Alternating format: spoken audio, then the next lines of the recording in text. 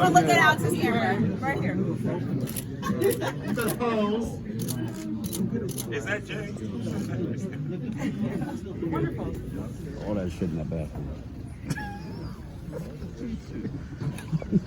All right, so I had the privilege of being able to see the film in advance so I could be prepared to do this conversation. And I just have to say that this is a love story for the ages.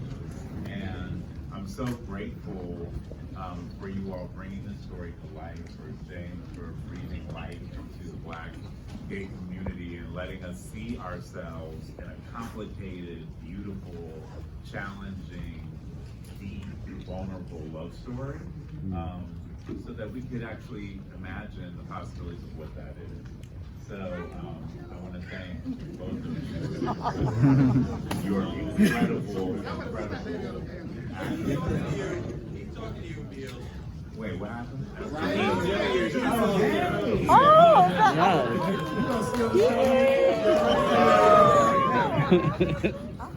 I love it. And Jussie, thank you for bringing this to life. So full transparency, James is someone who mentored me very early in my career when I moved to New York.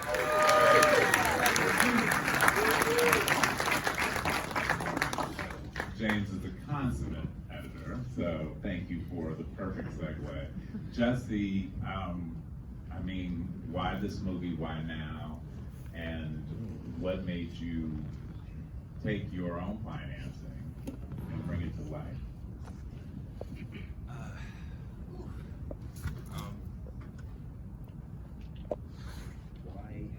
Why now? Because it should have happened 25 years ago. You know, I remember about 10 years ago, before I did this film called The Skinny, I auditioned for BBoy Blues, the film, when the great Maurice Jamal was supposed to direct it. And it never got off the ground. And, you know, I, for the longest time, have been trying to build my slate of productions. You know, we are an Emmy-nominated company. I executive produced Giants, and from the great James Bland, and you know, a bunch of other things. But we had never tapped into like film. And you know, with all that I had been going through, I needed to put my creativity into something really beautiful. And for that, I called up James, who has been just such a light in my life. And I said, I called James and Samson. And James had told me for like the last years, like for years, I remember we got the same award at the Gentleman's Foundation in like 2018 in Atlanta. I remember in his speech, he said, he turned to me randomly, he's like, and Jussie, we're still gonna make that movie, BBoy Blues, right? And I remember being like, yeah. So when the time came and I called him and I said, hey, what's going on with BBoy Blues, the film? And he's like, nothing, just waiting on you. And he said, do you still want to be in it? And I said, no, I want to direct it. And I officially signed on in June of 2020.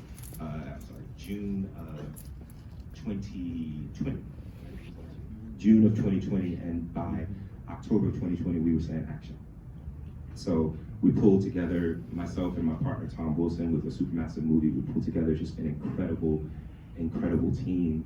I'll get into that in a second, but not to go too off topic, James talks about it all the time. I wish that I had things like this to see growing up, and I feel like my entire life's work has been to create and to play roles and bring other actors opportunities to play roles that we want and we need to see. And I don't just mean same gender loving human beings. I mean, everyone needs to see. This deserves to be up there with Love Jones. It deserves to be up there with the greats. It deserves to be up there. And it's just a love story. I grew up my entire life watching love stories with heterosexual couples. And guess what? I identified with that shit. Because I identify with love. And so for that, I was watching this film with my brothers, all of my big ass bro gang brothers, and they're laughing like they're watching Friday. because we all are love.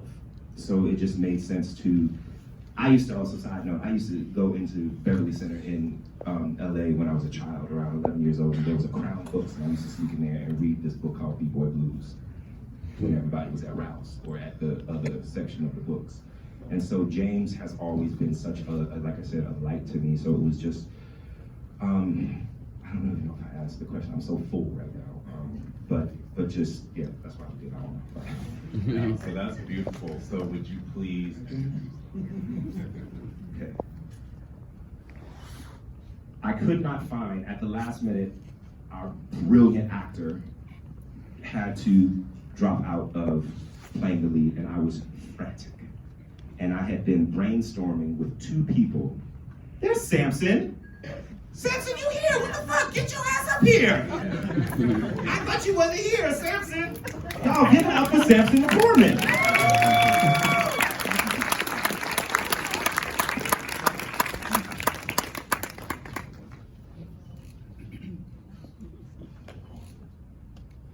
This is our co-EP, the great Samson McCormick, y'all. Samson, sit down. Who's one of my closest friends. And I said, who the hell would be good to play Mitchell? And he, with the highest of recommendations, we came up with the great, my little brother, Timothy Richardson.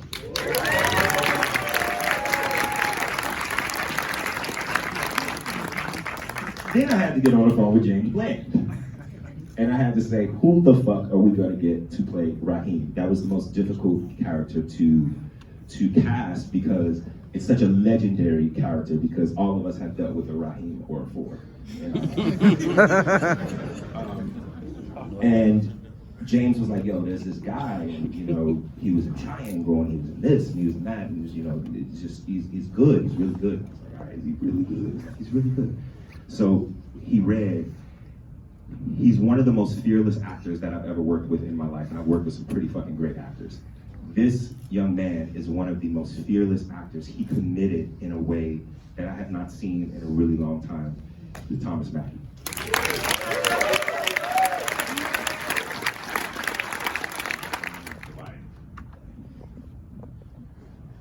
Wants to go? No, I don't mind going first.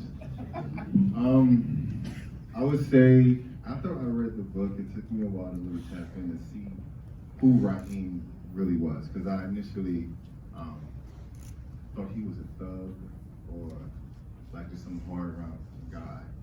And so after completing the book, like the second time, I was like, oh, he's just a regular man who identifies as, like, same gender loving. And he mentioned his feelings because, growing up in his community, it wasn't easy for somebody to have and raise a child and to be with a woman and also be comfortable with allowing his family and friends to see him with, a male. And so it gave me confidence to kind of change the narrative of how people perceive gay males. And so it was an honor actually to just to play that role because me personally, I was tired of seeing, how same gender loving men are depicted on film. And so it was really good to play Raheem, to bring him to life. So, that's how it was. I guess I'm next, huh? Well, this black man thanks each and every one of you for showing up tonight. When I tell you, it's like a dream come true to sit here right now. And I've had conversations with God about doing Q&As, really important work that can stand the test of time, work that is inclusive, work that's important, work that helps people feel seen. My agent called me and she said, Jussie Smollett wants to have a meeting with you on Zoom. I said, for real? He's like, no, for real, he really does. And my life forever changed. Jussie, when I tell you I have so much love for you, I love you so much. I love you so much. This role was a dream come true. James, your words, I found so much of myself in Mitchell. The audition process it was so amazing. I gotta tell this quick story because this is beautiful, right? I was originally going to play Mitchell's ex. Livingston, yeah. Livingston. Yes. I was gonna play Livingston, and I felt just being, you know, a small puzzle piece in this big puzzle, I felt honored already. God had other plans. Jussie called me and he said, "How would you feel about being the lead?" I was terrified. I said, I don't think, could I really do this? And he installed so much confidence in me. We had a conversation. He said, "Yes, you can. This is divine. I'm coming to you for a reason."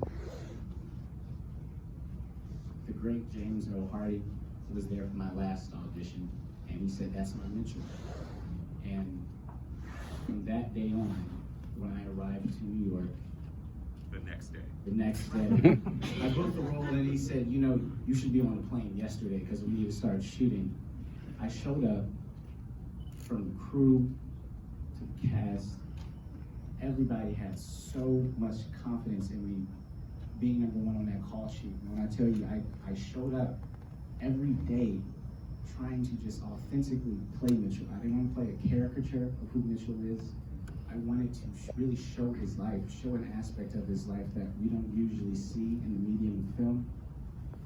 So to see this beautiful piece of art, I'm probably gonna be a puddle after this, so I'm trying to hold it together, but I have my best friends in the crowd who traveled all the way to New York with me, and it's just, I stand here and I look at you, I'm telling you, God is so good.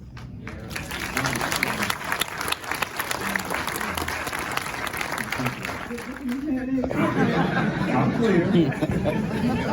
I'm clear.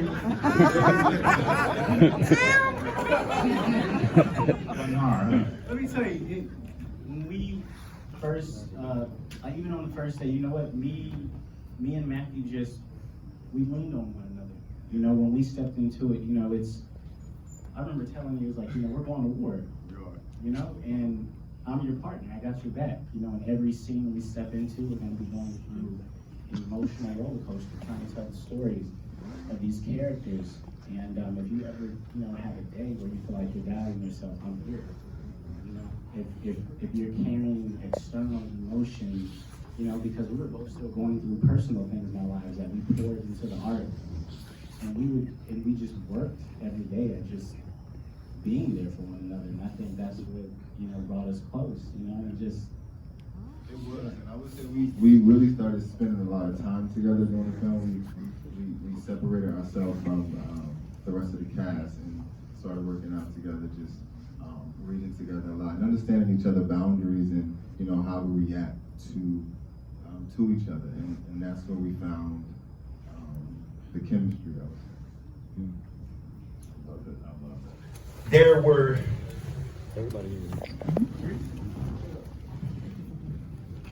our cast consists of, we are same gender loving black men, we are black women, we are trans men and women, we are so many of us, and we are the majority of this. And I just have to acknowledge our producer, Samson. I'm gonna jump on what Samson said. Madia Hill Scott, and just talk about her for 1 second.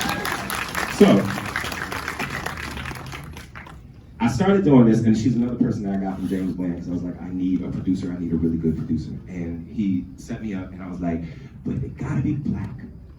And so he set me up with Madia, and I'm talking to her, and FaceTiming with her, Zooming with her, having Google chats, all that shit for like 2 weeks, setting up the whole damn film. And then this lady comes, and I see this little lady, and I'm like, we're scouting for the locations, and I'm like, the fuck, is that lady pregnant? She gets a little closer, and you can't just ask a woman like, are you pregnant? She's gonna be like, no bitch, you know what I'm saying? So she gets closer, and I'm like, this woman is like really, really, really pregnant. She was 8 months pregnant, y'all. 8 months pregnant, and when I tell you, she never let anything fall by the wayside at all. So I need to say, Javier represents to me all of the incredible, fantastic people that work on BBoy Blues, and she deserves this and so much more. But my first AD is a black woman, Christina, where you at? My second AD is a black woman, Paula, where you at?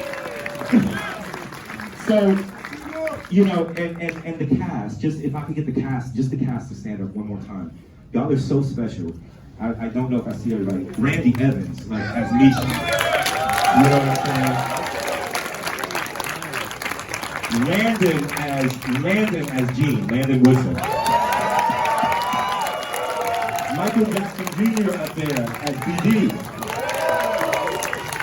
Taisha Thomas as Sunshine. I love you. That's Tasha Worship. She played Jabari's mom, DC's mom. She sang as well with my friend. One of my closest friends in the world, Jabari Red, who played DC. That's Michael Moore who got played. You got played. Just everybody, I don't know who else. Marquis, okay, hold on. Whew. One of my favorite human beings on the face of the planet. And I'll tell you why. I saw this brother in. What you're gonna hear a lot in the coming months is gonna be the obvious shit, right? I'll get a lot of the attention. James deserves all of the attention. Okay? But so does Samson McCormick. Samson has been a part of the BBoy Blues family since, what, 10 years? 10 years? And I want to be certain, this is my brother, and I have always held such a divine candle for this man, as he has for me, that it is so important for me to say clearly that this man right here, this film could not have been done without Samson McCormick. I love you, and I'm grateful for you, and I will always be grateful for you. So I just want to say that. Maddie A. Hill Scott, I'm done. I just want to show love to y'all. You came on this movie we made it for $2.15. You know what I'm saying? We shot this film in 12 days. It was supposed to be 11 days. We had one extra day because of a COVID scare from Derek. And then, I can say it now because he didn't have it. It was false positive. So we shot this in 12 days on $2.15 for me and Tom's company. And the love and the professionalism, oh my God, how could I have forgotten our Aunt Ruth? Yes! Stand up.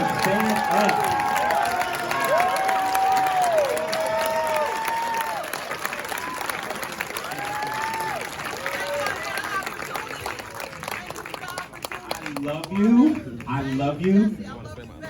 Heather B is Irma P. Hall meets Cicely Tyson. See how she gave that Tyler Perry speech? Like, this family got to be that.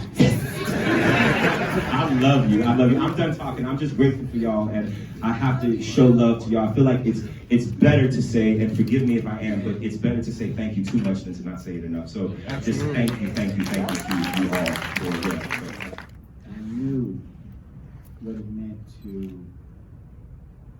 I mean, I cried. I definitely cried watching that movie, and it was so important to me. And as an artist, I said, so here's the deal. I want to have, when it's all said and done, I would like for my filmography to be something of some significance, some substance. And I have to thank him because he's one of my biggest influence. But Terrell Alvin McCranie, I love you so much. I don't know if he's still here or not. He got on train. Yeah, he'll get out. He forever changed my life. And so I was walking in that every day showing up for BBoy Blues because even it being 2021, people were just discovering the film Moonlight. People were going to be seeing BBoy Blues, how life-saving it is. I mean, I received so many messages, even when we had the press release of people DMing me, thanking me, for bringing this role to life. And I knew it was so much bigger than me. It's not about me being an actor and trying to reprise a role for the sake of fame, but it was really about every day making sure Mitchell was going to be something that everybody could look at and say, okay, I see me. I see, like a version of me. So it was an honor to walk in every day and play Mitchell. I'll say that. It was an honor. And James, I can't thank you enough for writing the book that you did and creating this character, so I could say these words on the big screen. It was an honor. The thing that stood out to me was manifestation, and this is something that that has been installed in me since I was a kid of wanting to be on the screen. But the main thing is what I believe I was chosen to do is to be an agent of change, and seeing myself on this screen is somebody that I've been looking for my entire life. Looking for somebody that I align with, or that I can adopt some type of personality from, so that the world can see that we are the same and there's nothing different from us. Because growing up in the towns and the communities where we're from, it's hard to see that. And as I mentioned before, I was always searching for that guy that was on the screen. And to know that 25 years later, that I'll be playing that role was something huge to me, and I'm so honored to be in this position. I thank him. I don't know how many times I smile. I thank him for just writing that book. From the moment, like I mentioned, when I first read that book, I could not let it go. I was glued because there was nobody that I aligned with or I seen in my community in that way. And it was me taking these steps, these small steps of, starting these indie projects, and in the industrial field, just working and doing these mini-series where I didn't know that it was preparing me for something this big. And I appreciate every step that I took to get here, and I'm gonna continue just changing the world, and can change how everybody view us. When I mean us in this community, us who identify as same gender loving, us who are afraid to show up and show out, and I'm finding my strength in that. And I thank you again. I just want to normalize what it is to be a young black gay man. And whatever normal means, right? I want, we hear the term representation matters. We hear that all the time, but it's not just a term, it's not just a hashtag, it's not just something to say, it's not just a caption. It's true. Who shows us how to be? If we don't see ourselves, who shows us how to be in a relationship, or be in love, or deal with trauma, or deal with any of those things if we never get to see that? And how do we deal with that if the very people who are supposed to be teaching us how to have morals, scruples, values, whatever it is, think that we have no morals, scruples, or values? You know what I'm saying? It's like, it's always, I remember that gay, whatever gay was always like a thing that was gonna, and Tim and I talked about this, like, it was like the boogeyman. It was like, we didn't know what the fuck it was. It was just like, it's gonna get you. You know what I'm saying? That gay shit gonna get you. And it's like, it did, but. You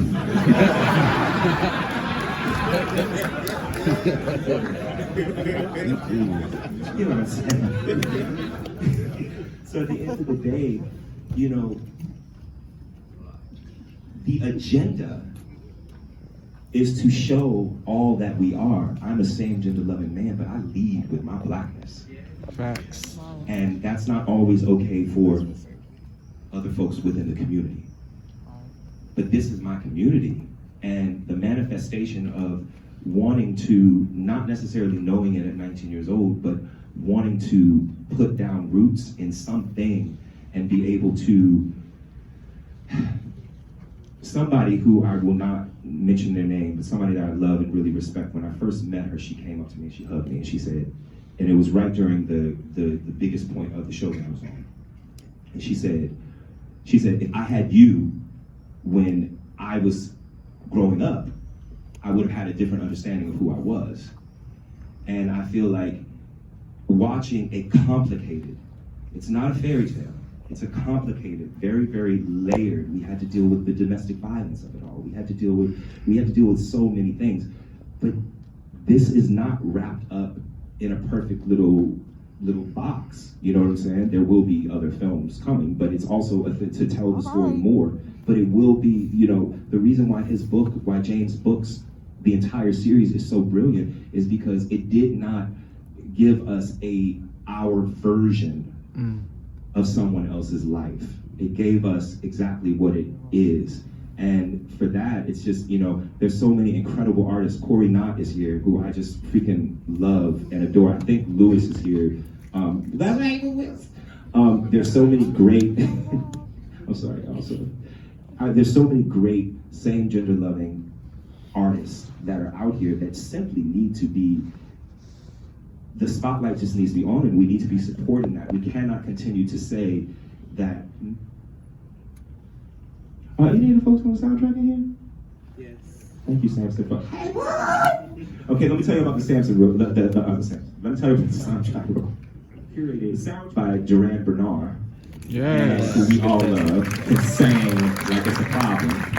And what we wanted to do is, I called him up and I was like, I want to do like what Whitney and Babyface did for Wait and Exhale.